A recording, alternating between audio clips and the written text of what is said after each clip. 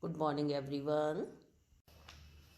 Now we will discuss the enzyme involved in glycolysis. The glycolysis started from glucose, then glucose 6-phosphate is formed, fructose 6-phosphate, then fructose 1,6-phosphate, then splitting is there. So fructose 1,6-phosphate converted into split into dihydroxy acetone phosphate and glyceraldehyde 3-phosphate. So here the enzyme aldolase is here. Here glucose converted into fructose, so isomerase enzyme is involved. And here when the phosphate is added, when the phosphate is here, the ATP is formed. When the ADP converted into ATP, always the magnesium ions are involved.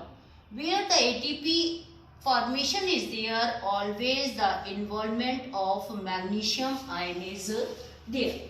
And the enzyme is always hexokinase. When the ATP is formed, when the glucose is a 6-carbon compound. So the enzyme is hexokinase. The kinase enzyme is there when the ATP synthesis is there. So enzyme hexokinase. Hexo means 6 carbon, kinase means ATP formation. Here aldolase enzyme is there. And here the phosphoglycerokinase enzyme is there. Here again the isomerase and phosphotriose isomerase, because both are the 3-carbon compound. 3-phosphoglycerate converted into 2-phosphoglycerate, the phosphoglycerate mutase. Mutase mutation, only the position is changed. Then the 2-phosphate converted into phosphoenol pyruvate enolase. Here the aldolase, here an enolase enzyme. Again the pyruvate kinase. Kinase ATP formation. And the 2-pyruvic acid form. The formula is CH3COCOOH. Now here I am writing that gain in the glycolysis and the Krebs cycle difference. In glycolysis produce 4 ATP through substrate level phosphorylation. Produce 4 ATP. When the glycolysis is there, the ADP, the substrate is converted into another and the ATP is formed. So that formation of ATP is called substrate level of phosphorylation. Phosphorylation. And here the 2 ATP. In the Krebs cycle, the 2 ATP we gain. The 2 ATP through the GTP in substrate level. Same, the one substrate converted into another one. The 2 ATP released in the form of GTP. And in glycolysis, 2 NADS2 are 2 molecule of NADS2 are formed. In the Krebs cycle, the 6 NADS2. In 1, 3 are there, 2 Krebs cycle are there. So total 6 NADS2 and 2 FADS2 are formed. In the glycolysis, it linked to ETC. We discuss in electron transport chain. Here no involvement with the electron transport system. And the next difference is no CO2 is no CO2 not evolved.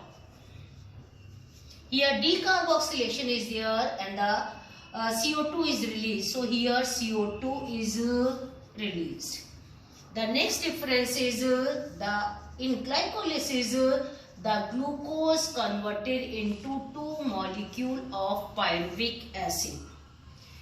So the substrate is glucose, the product is pyruvic acid. And here the substrate is acetyl coenzyme. And it converted into organic acid. In glycolysis, it complete in cytoplasm and it complete in matrix. So these are the differences between glycolysis and the Krebs cycle. Now we discuss the energy sheet of ATP in glycolysis and Krebs cycle or net gain of ATP in different processes. Now we are going to start the energy sheet.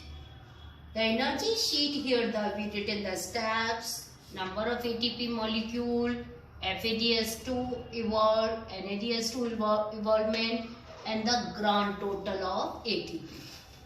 In the first step, the glycolysis is there.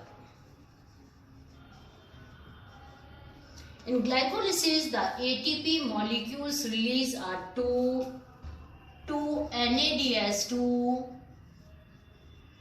So 1 NADS2 release the 3 ATP. So total 2 into 3, 6 ATP.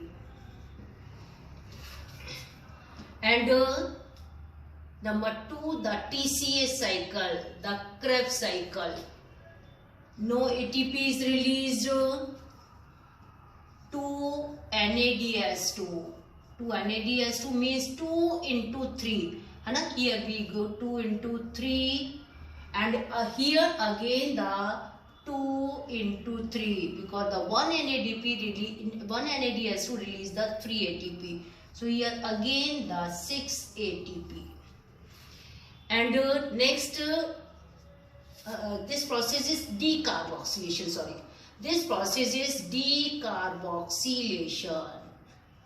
Decarboxylation, the CO2 is released and the pyruvic acid converted into acetyl coenzyme. So decarboxylation of pyruvic acid we call it. Third is the TCA cycle, tricarboxylic or Krebs cycle. The TCA 2 ATP are released. And the 3 NADS2, 3 NADH2. So 3 into 3 is equal to 9 ATP are formed. In the TCA, the 1 FADS2 is there. So 1 FADS2 is equal to 2 into 2, 4 ATP. And the total 1 FADS2, 3 NADS2. So the total are 6 and 2, 8 ATP. Here 6 ATP. Here in one Krebs cycle, the 3 NADS2 are released. So 1 NADS2 gave rise 3 NADH, 3 ATP. So 3 3s are 9 ATP. 1 FADS2 release, 1 FADS2 gave rise 2 ATP. But the 2 Krebs cycles are there. 2 pyruvic acid are formed, 2 pyruvic acid undergoes to the Krebs cycle. So we will double because the 2 TCA cycle are there. So and the 2 ATP here also So 18 and 2 20 and 4 24. 2 ATP also here. So 18, 20 and 4 24 ATP. 1 NADS2 release 3 ATP. 2 Krebs cycles are there. So the 9 into 2 18. 1 FADS2 release 2 ATP. 2 FADH2, so 4, total 4, 18, 4, 18 and 4, 22, and 2 ATP, total 24. If we count them, 4, 6, 10 or 8, 38 ATP are released in respiration, glycolysis or Krebs cycle. So total amount of ATP in glycolysis, 2 ATP, 2 NADH2, 1 NADH2 gave rise 3 ATP, so 3 into 2, 6 ATP. Decarboxylation of pyruvic acid, 2 NADH2 released, 2 into 3 because NADH2 gave rise 3 ATP, so total 6 ATP. And the TCA cycle, Krebs cycle, 2 ATP are released because 2 Krebs cycles are there. 3 NADH2, 1 NADH2 give rise 3 ATP, 2 Krebs cycles, so total gain 18, and the FADH2 4.